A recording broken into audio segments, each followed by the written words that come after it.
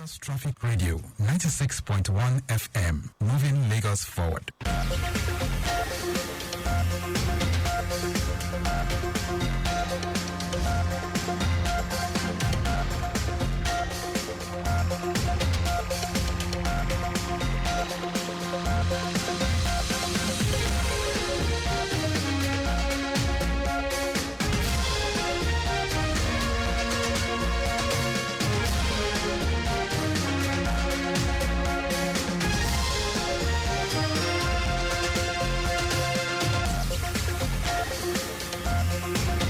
Hello and good afternoon. Here is the news at 4. First, the highlights. Lagos State government announces traffic diversion at Mile 2 for transport interchange construction.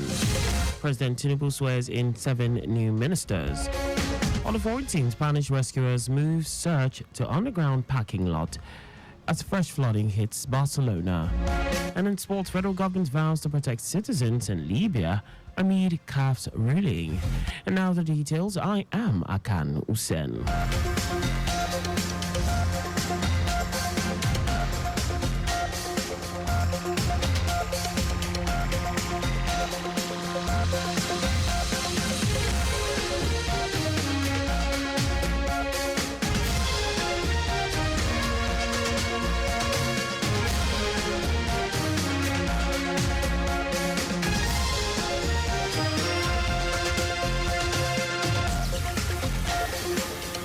Lagos State government has announced that traffic will be diverted at Loop 1 on the Apapa-bound lane and Loop 4 on the Badagry-bound lane at Mile 2 for a duration of 15 months.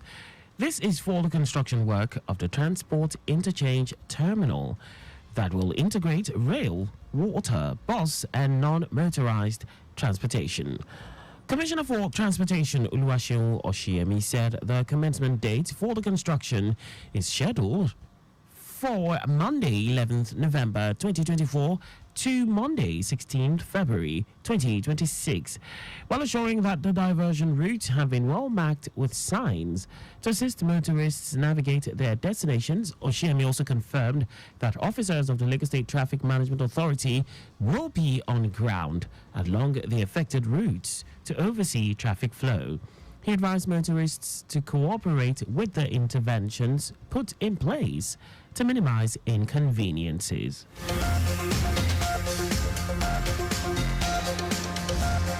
Lagos State government has applauded Tiffany Amber for its resilience and growth in Nigeria's fashion industry as it marks its 25th anniversary.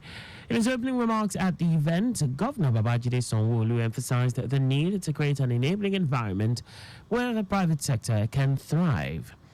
Governor Sanwo-Olu also highlighted that fashion is not only part of the creative industry, but also a crucial component of Lagos State's tourism ecosystem.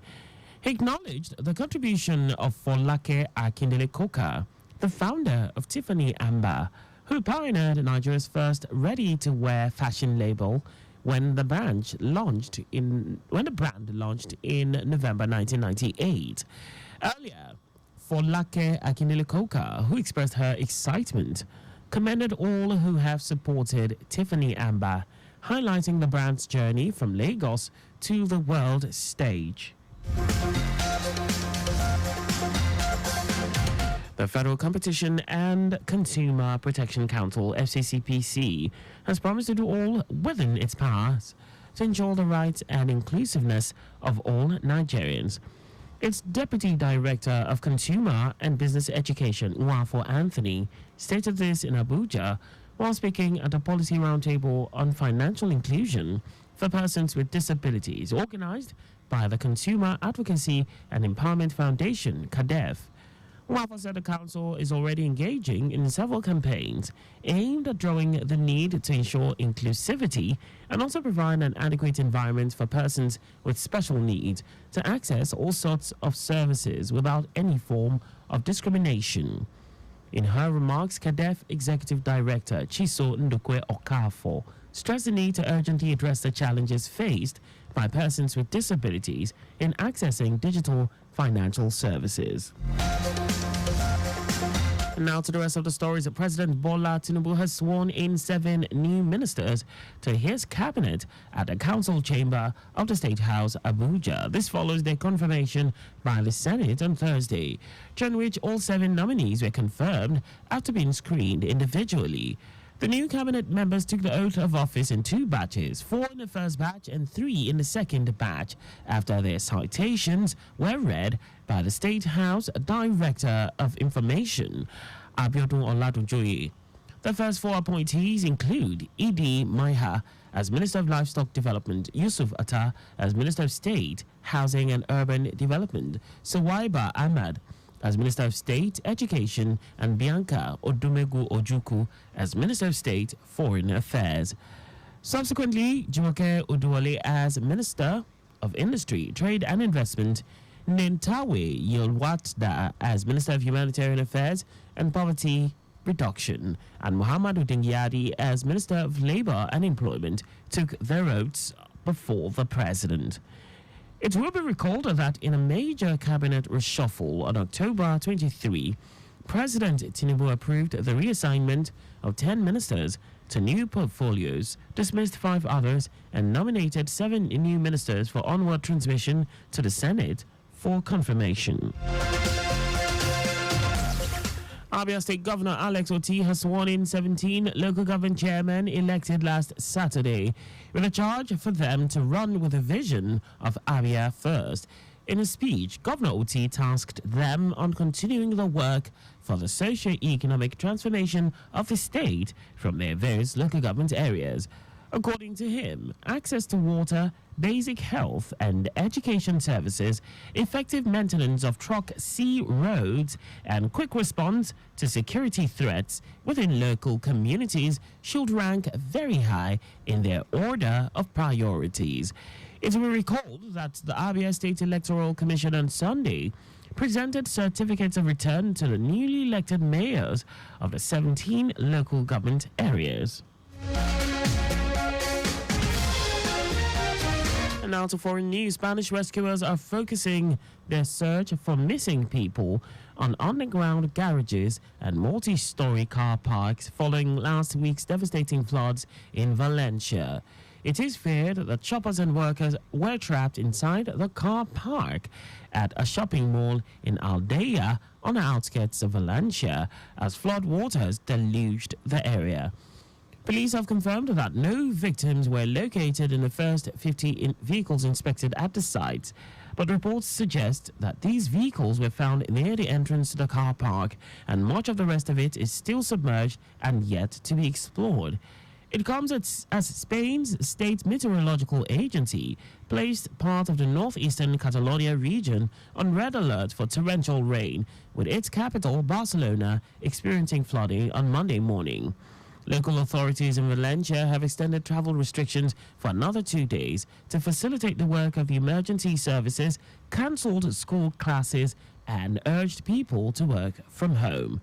Meanwhile, Spain's defense minister has announced that another 2,500 soldiers will join the 5,000 troops already sent to the region over the weekend to help distribute food and water, clean up streets, and guard against looters. A warship carrying 104 Marine infantry soldiers, as well as trucks with food and water, is also on its way to Valencia's port. And away from all that, now sports. The federal government has reaffirmed its commitment to protecting Nigerians in Libya following a recent ruling by the Confederation of African Football, CAF, against the Libyan Football Association. Spokesperson, Ministry of Foreign Affairs, Eche Abu Obe, who stated this, confirmed that Nigerians in Libya are safe and going about their daily activities without interference. The CAF decision cited Libya for alleged mistreatment of the Nigerian team during the Nations Cup qualifying match. That's all for the news at 4. Do not drive beyond specified speed limit. You can follow us and like all our various social media platforms on X at Traffic Radio 961, Facebook Lagos Traffic Radio 96.1 FM, Instagram Lagos Traffic Radio 961, and on YouTube, subscribe and watch us live on our channel Traffic Radio 961. You can also visit our website on www.trafficradio961.ng. Did you know that the Sanwo-Olu administration supplied 86,000 dual furniture sets to 775 public schools? You can get more details on the Lagos State government website. To end the news, here are the highlights of the major stories. Lagos State government has announced that traffic will be diverted at Loop 1 on the Apapa-bound lane and Loop 4 on the Badagry-bound lane at Mile 2 for a duration of 15 months. President Bola Tinubu has sworn in 7 new ministers to his cabinet at the council chamber of the State House, Abuja. We also told you that Spanish rescuers are focusing their search for missing people on underground garages and multi-story car parks following last week's devastating floods in Valencia. And in sports, the federal government has reaffirmed its commitment to protecting Nigerians in Libya following a recent ruling by the Confederation of African Football, CAF, against the Libyan Football Association. For contact with the newsroom, please send a message to info@trafficradio961.ng. And that ends the news broadcast compiled by Adewale Oluwoporoku. I am Akan Usen. Thanks for listening and please stay safe.